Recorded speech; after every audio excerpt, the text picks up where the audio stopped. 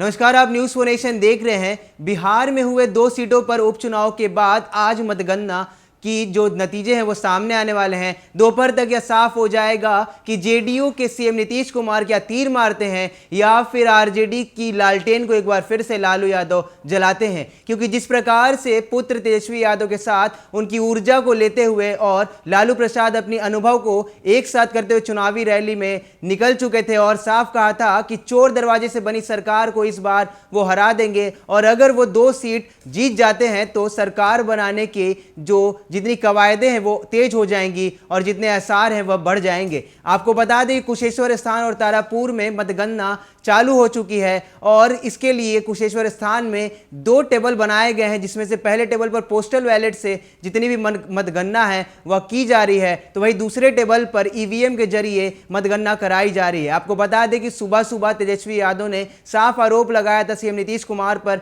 कि वो लोकतंत्र की हत्या कर रहे हैं और उनके कुछ अधिकारी जो कि आयोग में बैठे हैं वो आरजेडी को हराना चाहते हैं और चाहते हैं कि तेजस्वी यादव के जितने भी प्रत्याशी है वो हार जाएं और एक बार फिर से सीएम नीतीश चोर दरवाजे से सरकार बना ले। मगर जिस प्रकार से तेजस्वी यादव ने सुबह सुबह यह आरोप सीएम नीतीश कुमार पर लगाया है उससे यह साफ हो गया है कि अब सीएम नीतीश कुमार के सामने नेता प्रतिपक्ष तेजस्वी यादव एक बड़ा चेहरा बनकर सामने आया है। जिस प्रकार से तेजस्वी यादव लगातार कैंपिंग कर रहे हैं कुशेश्वर स्थान में, देर शाम में वह कुशेश्वर स्थान के लिए निकल गए थे और उन्होंने साफ कहा था कि इस बार जो गलती आरजेडी ने विधानसभा चुनावों के दौरान की थी कि उन्होंने आयोग पर सब कुछ छोड़ दिया और आरजेडी के कोई भी नेता गिनती के दौरान वहां मौजूद नहीं थे। मगर इस बार खुद तेजस्वी यादव दरभंगा के कुशेश्वर स्थान और जगदानंद सिंह मुंगेर की तारापुर विधानसभा सीट पर पहले से ही मौजूद है और मतगणना को लाइव देख रहे हैं और यह भी जानने की कोशिश कर रहे हैं कि अगर कहीं से भी कोई भी बेईमानी की गुंजाइश होती है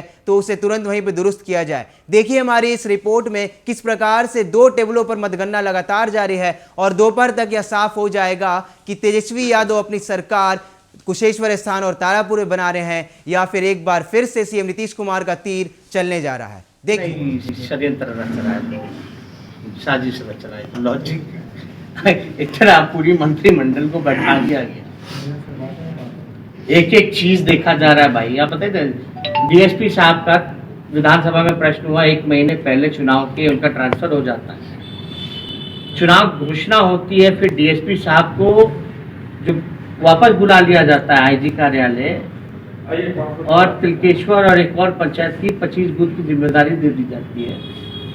जब वापस बुलाया गया दरभंगा आईजी कार्यालय तो उसका कोई नोटिफिकेशन होता है ना भाई, सरकार का ऑनलाइन तो आता है सारा, वो कहीं मिला ही नहीं, यानी चोरी छुपे, यानी मंशा क्या। आपने जो चुनाव आयोग हम देखिए, हम तो जीत ही रहे हैं, लेकिन अब मेरे सामने अन्याय होता रहेगा तो आप क्या चाहते हैं, चुप बैठे।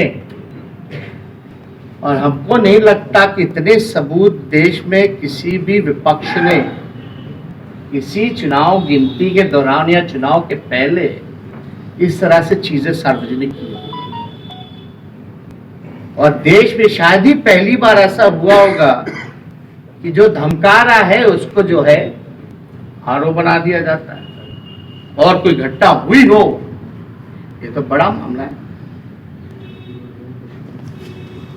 और आदेश भी देखिए निकाला गया कब, लेट इन दी इवनिंग। हम लोगों को कॉपी भी नहीं सर्व किया जा रहा, हम लोग लगातार प्रयास में थे कि भाई कॉपी जो है वो कम से कम सर्व हो जाए। मेरा एक सवाल है कि चूंकि आपकी शिकायत पर एक अधिकारी पर कार्रवाई भी हुई, तब आप चुनाव आयोग के काम से संतुष्ट भी हुए, ये भी जो फैसला है ये भी तो निर्वाचन अधिकारी ने किया, तो फिर आपको क्यों लगता है कि ये सरकार के इशारे पर हुआ, जबकि आपके ही एक शिकायत पर कार्रवाई पहले हो चुकी है। सरकारी कर्मचारी जो जिला के हैं, जिला का जो डीएम होता है वही जिला पदाधिकारी होता है।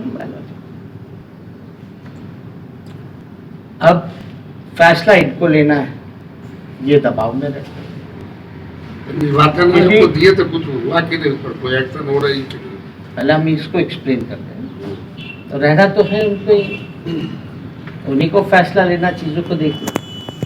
अगर कोई कंप्लेंट जाता है हम लोग भेजते हैं, तब वहाँ से कोई कंप्लेंट गया तो वहाँ से एक्शन होता है, इलेक्शन कमीशन का भेजा जाता है। तो ये तो डर है कि सरकार में तो ये रहेंगे ये अधिकारी,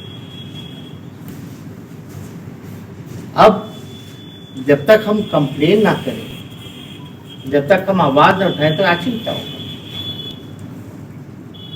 अभी ऑडियो चुनाव आयोग तो नहीं ना ढूंढ लेगा कि ऑडियो कहाँ गया नहीं है, तो हमारी जिम्मेवारी है कि हम आयोग को सही समय पर बता दें।